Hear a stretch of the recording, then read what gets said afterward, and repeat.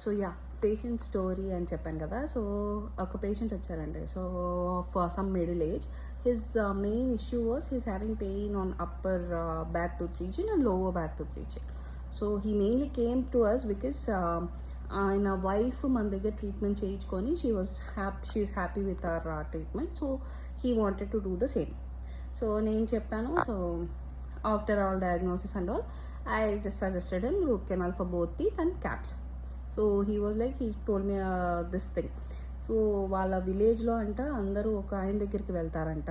So ఆయన ఏంటంటే ఏదో సంథింగ్, ఐ డోంట్ నో, అది నాటు మందో మరి ఏం మందో ఐ డోంట్ నో, అది కొంచెం ఆకులాగా ఇచ్చి నవిలితే దాంతోపాటు పురుగులన్నీ రాలిపోయినాయి అండి, నాకు కూడా రాలిపోయినాయి, నేను కూడా చూశాను అన్నారు. అది లైక్ పురుగులు రాలిపోవడం ఏంటండి, అసలు ఏం చూసారు మీరు అంటే, ఆకుతో పాటు పురుగులు వచ్చినాయి మేడం, చిన్న చిన్నవి, ఏవో ఏవో something, he told some story of that kind.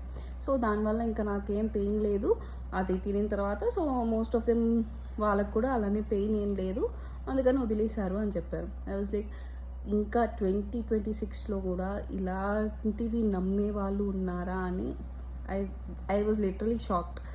Seriously, ఆకు వల్ల పోయేది అయితే డెంటల్ ఇండస్ట్రీ, ఇంత మ్యాసివ్ ఇండస్ట్రీ లిటరలీ ఎలా సర్వైవ్ అవుతుందో నాకు అర్థం కావట్లేదు.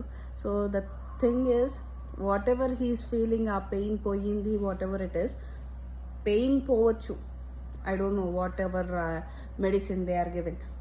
ద థింగ్ ఈజ్, ఆ డికే అనేది అలానే ఉంది ఆయనకి. ఆ డికే ఇంకా లోపలికి వెళ్ళి మళ్ళీ నొప్పి వచ్చింది. సో మళ్ళీ పెయిన్ వచ్చింది, డికే పోలేదు కదా, decay was same. So what I observed is like, these kind of people need to be educated from the core. At least మనకి తెలిసిన వాళ్ళకన్నా we need to tell them.